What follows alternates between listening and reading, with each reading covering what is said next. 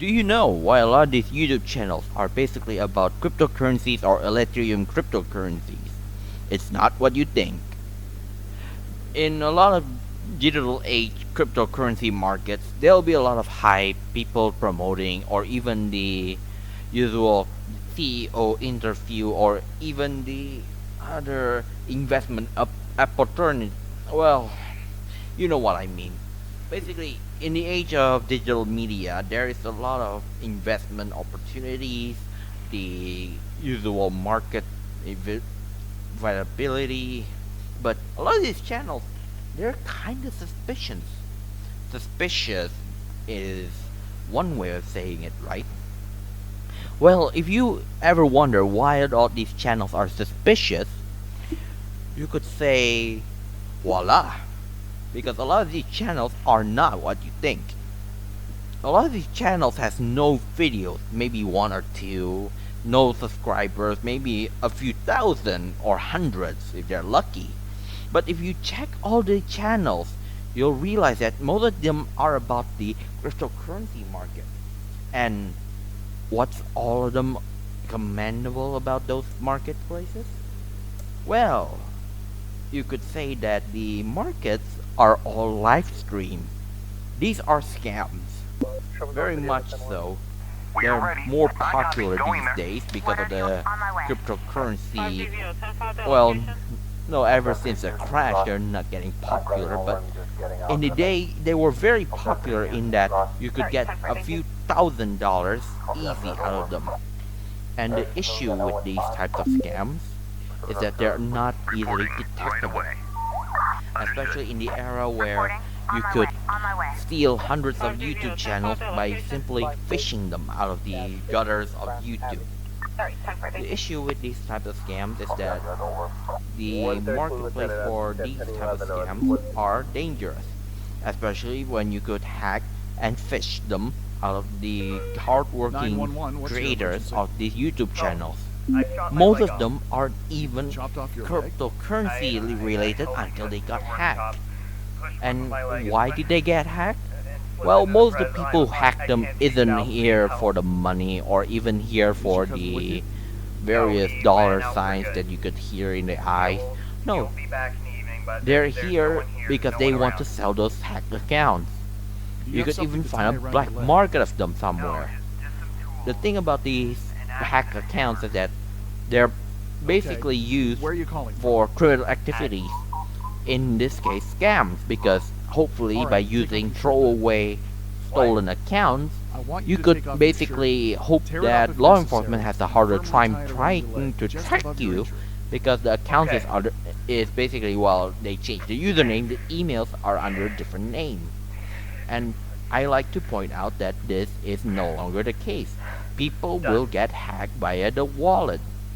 Good. And with live streaming, they basically put a permanent evidence on that video.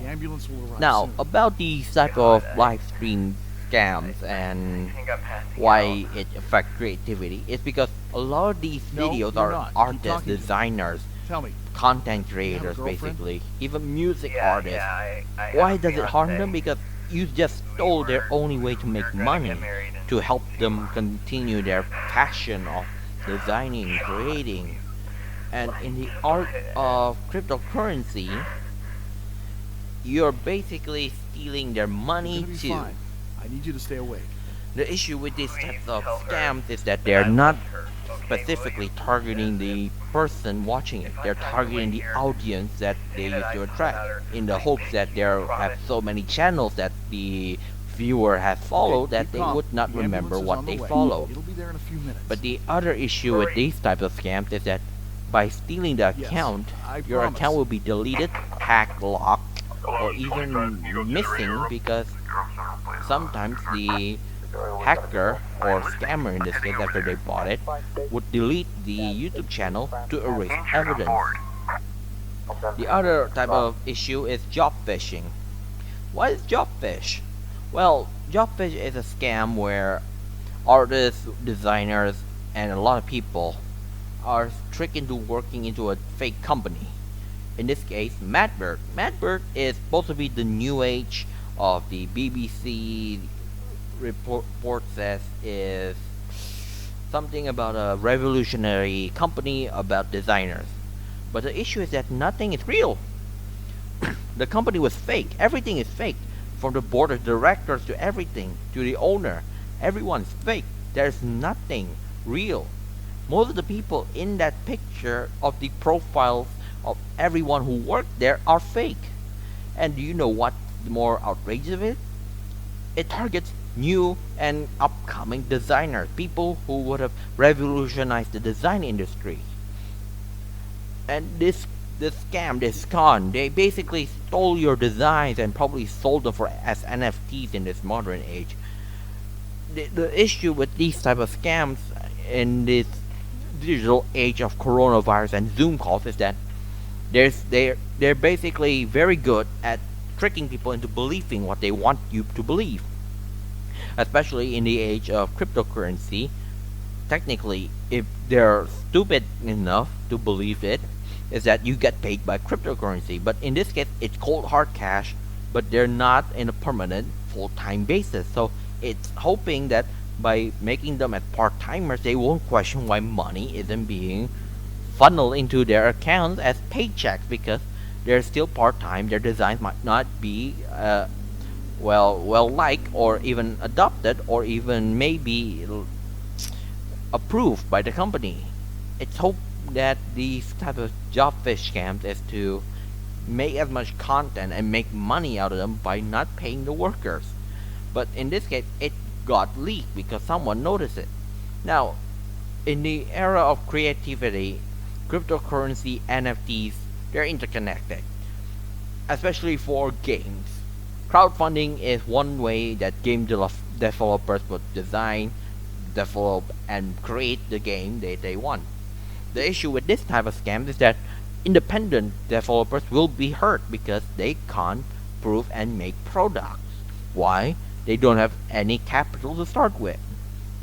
Like Jobfish is that these type of scams is that they look legitimate in the beginning, then down the line these type of scams basically trick you into believing that everything we are doing is for the company, not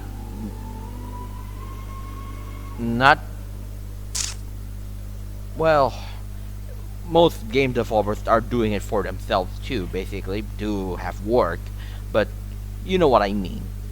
Most game developers, the money goes into the game and to hire workers or their paycheck salaries. Basically, game developers needed the money to help create the game. They need the salaries, they need the money to buy food, they need the office space. The issue with this type of scam is that it doesn't affect just the developers, it affects everyone. The biggest scams, they're basically all targeting well-known genres or trying to reinvent the genre, but running away with the money, or in some cases basically just failing because it was too good to be true. The scams that you all would think about gaming scams would be fake products or anything. Sometimes it's nothing but just a video of your so-called gameplay and running away with the money. The issue with the cryptocurrency market sometimes is that you could basically use cryptocurrency as an alternative way to crowdfund, and a lot of NFT markets are being used as one of the ways to steal money because you could fake crowdfund games using NFTs. But in this case, crowdfunding scams are not that new because there's a lot of fake games in the works that suddenly become scams because the people who were following this realize that nothing's being done. And this type of scam harms the creative market because it hurts the developers, the designers, and the independents who want to design a game. And by designing games, they're doing their passion project. But the problem is with the cryptocurrency and the NFT market is that if you got scam 911, what's Jobfish, your emergency? would you trust the people who you trust to work with you? What's your address? Especially the people who offered you jobs or people who Ma'am, you suddenly can help ask you, yourself here. hey, Just open the I'm window looking for wide and an turn off the artist, a lights. designer, Before you know it, that'll be gone. No way am I coming out maybe of here. even a data coding analyst. You have to. I'm not going Only to send an for it to officer be a over there. Your scam, life's not or in danger. you have the It's team, not even you an need the emergency. capital. It's a bat in your house. Let me crowdfund the game because it's gonna be easy. Oh You can do it, no, man. no Just one's be trusting careful, you okay? because your game sounds too good to be true. It's too big. It's too large. Okay, it's too I'll send somebody to help. fancy. Just stay there, please. And suddenly you're questioning it if your vision of this new game will ever work because you're finding hard to find developers, designers, artists, and you can't crowdsource because the crowdsourcers think you're basically a scammer. This harms creativity in the simplest way. It makes it hard to find jobs. It's hard to find work. It's hard to be an independent because everything you do will not be trusted. And with NFTs, most games are trying to go NFT now. It's not sustainable because it's basically pay to earn. Or in some cases, you're better off buying virtual servers. The system that we're looking at the scams are running from are basically the type of scams you're affected by momentary value. And by monetary value, it harms the creativity of the artist because they can't work, they can't eat. You don't expect them to be able to do anything because they're not able to find work anymore, and it'll harm the creative market. The creative market is a downward spiral because nobody could trust who could trust where, trust what. And with that, I ask you this.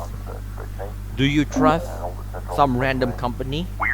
Or do you trust some random gamer who wants to build a game? The question would be very much something that people will be asking for a long time. So, let me ask you a simple question. Do you trust it? Give it down in the comments below. Thank you, and thank you for listening.